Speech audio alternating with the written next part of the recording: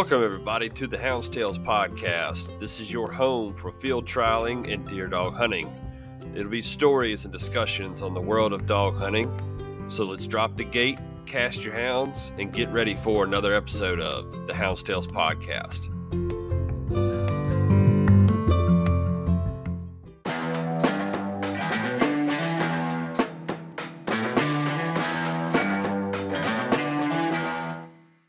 When it's time to get ready for a field trial, deer season, or any other reason that you need to load up that dog box and you're in need of dog hunting supplies, look no further than Outdoor Dog Supply. Outdoor Dog Supply is the leader in online Garmin sales as well as the leader in Garmin and Tritronics trade-in programs. From GPS system to dog training aids to vitamins and supplements and everything in between. Put your trust in Outdoor Dog Supply. Super fast delivery, superior customer service, and a dedication to our sport. We are proud to partner with Outdoor Dog Supply and can't thank them enough for everything that they do for our sport. Visit their website today at outdoordogsupply.com or shoot them a call at 757-482-1000 for any of your hound hunting needs. Thank you, Outdoor Dog Supply.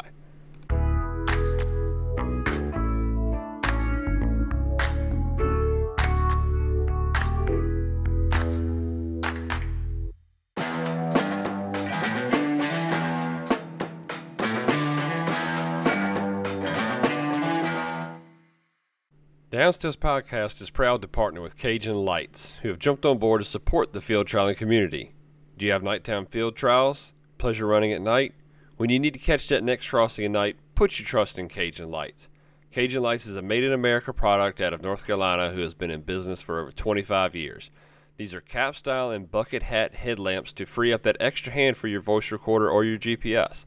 Whether it's the Cajun Micro Gator for those late-night feeds, the cost-efficient Cajun Bayou for pleasure running, or the top-level Cajun Blinder for field trials.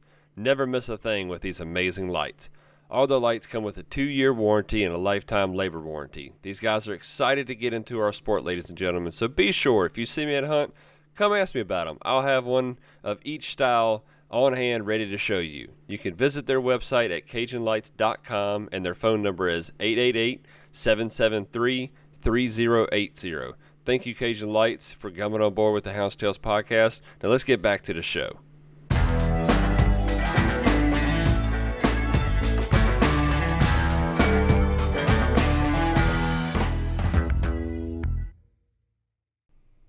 We're going to take a quick second here and interrupt this episode and let you all know about our friends over at Southern Hound Hunting Magazine. Do you enjoy reading stories from houndsmen across the country? Diving into real-life experiences out there in the woods with working hounds of every kind. Deer dogging, bear dogging, hog dogging, small game dogging, you name it, the Southern Hound Hunting Magazine has it. And it's bringing it to you page after page while also spreading a positive image of this beautiful sport that we all love. Be sure to sign up today, and for just $15 a year, you can have quarterly magazines filled with nothing but dog hunting sent right to your door. Check them out today at southernhoundhunting.com and get in the hunt. Let's get back to the episode. Welcome, everybody, to the Hounds Tales podcast. I do apologize for the delay on getting this one published. It's been quite the hectic week, and I just did not have time to sit down and do a little recording. I do apologize. There is no guest on this episode. We just got back from the Invitational, and we'll talk about that weekend here just a little bit. I do want to take a quick second before we get really going into things. I'm sure most everybody has heard that's in the field trialing community and deer hunting woods, especially around here in Central Virginia. Man named Mr. Lester Harvey had a bad accident, and I know he's in the hospital going through a lot of surgeries and going through a lot right now. So it was a hunting accident. Good man. He's been definitely judged a lot of hunts around here. Been a big help and been a houndsman for a good little while. So y'all definitely will take a second and say a quick prayer for him. I definitely appreciate it, and I know his family would. So y'all just kind of keep him in your thoughts and prayers if you don't mind.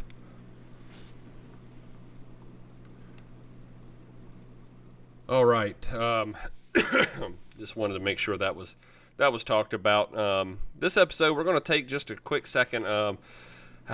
I'm sorry I don't have a whole lot going on here, but we did just get back from the Invitational. It was my first time going to the Invitational. Man, I'll tell you what, even though I got my butt dragged around for a couple days, I definitely thoroughly enjoyed it. It was an honor to be around such good houndsmen, just in general. Everybody down there was just quality houndsmen. The dogs were all quality.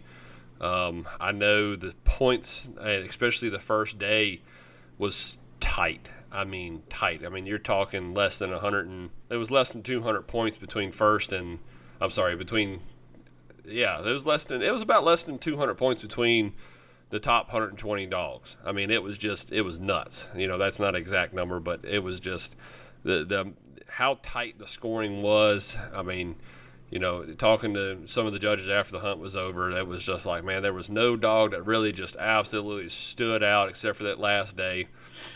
We'll kind of talk about that here in a little bit too, but, we were down there. We had a decent first day. Definitely not where we wanted to be. I think we were sitting like 48th, 49th, and then my old Razor dog, going out of his last hunt, he was sitting 100 and something, about 170 out. But, that was one of my, I took him. He earned his right to be there. I didn't get a chance to go last year. And I said, you know what, come on, old boy. We got him back in shape and got him running good. And,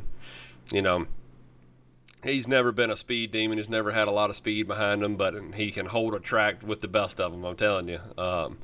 And I think that's how he really racks his points up. He put a decent little points day up, and second day he ended up putting up like 360 points, which I was tickled to death with. Like I said, I knew going down there with old Razor, he wasn't gonna put up a fight for the win. I know I might put a fight up for a hunt and score, and if we could stay within reach, I was like, man, that'd be just kind of cool to go down there and cast him on the third day. Just to say we did it. But, second day, my heartbeat dog, he ended up getting scratched. He did have a barking fault, that day, and it happens.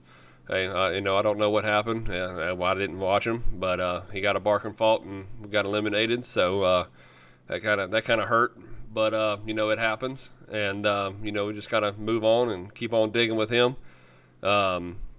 And then Razor was, even with putting up 360, he was still like 200 points out of the top 10. And there was a lot of hunting scores given out the second day for down there. And you know what I said? You know what? Let's not. There's really no point of putting a third day on them. And that's something I want to talk about here after I get finished up with the weekend. But man, I tell you, I want to give a couple big shout outs. I was kenneled down there with Burnside, and that whole crew with Tyler Mullins and Catfish and all them down there, and big shout out to Catfish and football down there, man. They put a show on the last day, and that dog come up from left field, which has been kind of their staple for this year.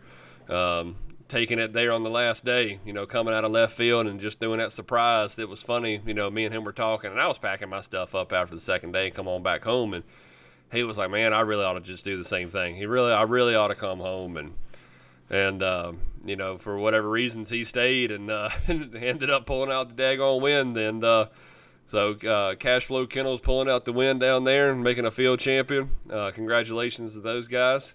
But I got to hang out with a lot of cool people down there. I got to meet some Canadians for the first time and some honorary Canadians, and it was definitely an experience, to say the least. I haven't been to a lot of big hunts like that, so to dip my feet in there and kind of see, where we needed to be, I definitely learned a lot and got to see a lot and kind of see, where the caliber needs to be, and got to hang out with a lot of good people. I could go through and name everybody, but I'm sure I'll miss the names, and I don't want to offend nobody. So all the hanging out and the camaraderie down there, it was first class, and I really, really thoroughly enjoyed myself down there. Even though I got my butt spanked around and had to go home a day early, but if you ever get the chance to go to the Invitational, I highly, highly, highly recommend it.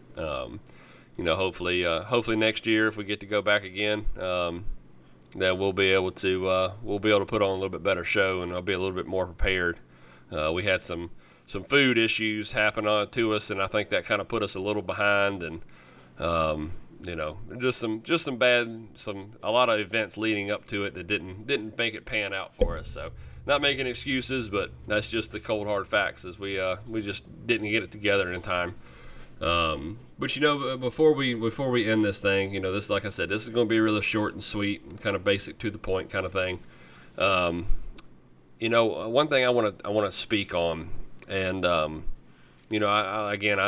tell y'all all the time, I never claim to be an expert at any of this. I'm learning as I go. There's a lot I need to learn. I've been doing this houndsman thing for a long, long time. And this is one that I swear it takes the longest to comprehend as a houndsman, and that's watching your dogs and letting them tell you what's going on. There's many times where you can get excited and get eager, and the dogs will push and will do this thing, and will go out there and hunt, and will go out there and run their tails off for everything that they can. But you got to watch them and really look and let them tell you what's going on in their head. Let them tell you what you're feeling without telling you. They can't speak up and say, hey, I don't feel good right now. Man, we really shouldn't do this. And, I think even if I wasn't scratched, I was watching my heartbeat dog. He was up there running in front of us there in the last hour and a half, and he was gassed. He was absolutely just worn slap out. Don't know why. He's usually a better dog than that, and he's usually one that just has no quit. But something was amiss with him. So it would have been Saturday. Saturday, that last hour and a half, he was hurting. He was definitely gassed out. You could tell he wasn't full stride.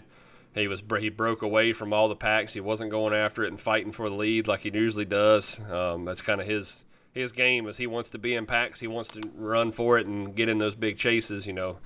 He was getting all kinds of running alones up at the front from what I could tell, but just not fighting for it with the big packs. He kind of broke away and said, I'm going to go over here and just do my own thing. And that right there told me, even if he didn't get scratched, I probably was going to pull him after that day anyway. Something was amiss with him. He wasn't feeling himself, and it sucks but I think I probably would have pulled him anyway. And Razor, like I said earlier, he was so far behind. There was nothing to gain out of casting him that third day other than an ego and a pride thing. So I kind of looked at him, and I kind of just took a breath and said, you know what, you don't have nothing to prove to me, boy. Let's just finish this out. Let's finish this day out here.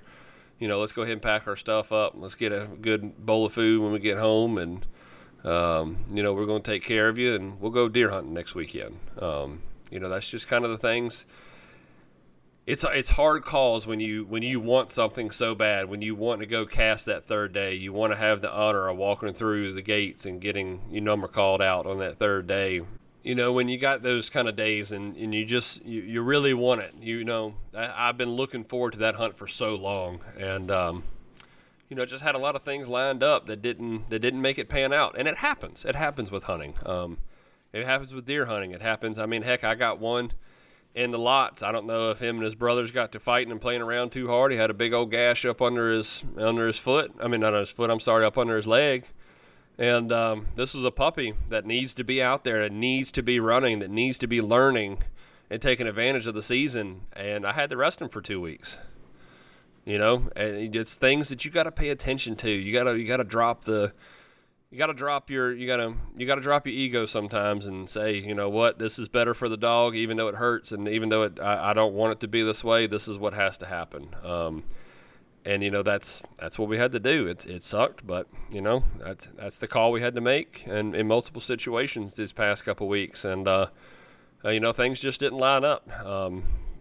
Well, you've probably heard it 1,000 times on this podcast and other episodes that it's probably about a 60% skill, 10%. Well, I say that, I'm gonna take that back. It's probably 30% skill, 30% dog, and 40% luck in this, especially the field trialing. You got to be able to be seen, you got to be lucky, and make sure all your stars line up, and that doesn't happen all the time. So, guys, I just kind of wanted to pass that little word of advice on. There's a lot of stuff going on here coming up.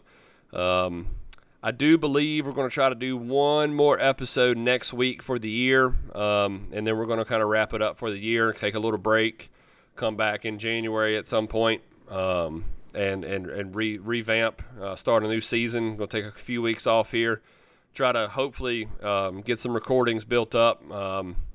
Holiday season, end of the year, it's been tough getting guys to, getting schedules lined up to be able to record. So we're going to work on, next week we're going to kind of do a wrap-up of the year, I believe, and kind of call it a couple weeks, maybe take about a month off from the podcast, and come back in January at some point, maybe towards the later end of January, and, see what we can't do on revamping this thing and starting off strong come January, come the new year. So y'all be sure to tune in for a recap of next of the year. And, guys, thank y'all so much for listening. It was a real pleasure meeting a lot of people at the Invitational. Appreciate all the kind words about the podcast. And thank y'all so much for listening again. So, guys, like always, y'all keep it real. I hope everybody is having a great hunting season. And like always, guys, happy hunting.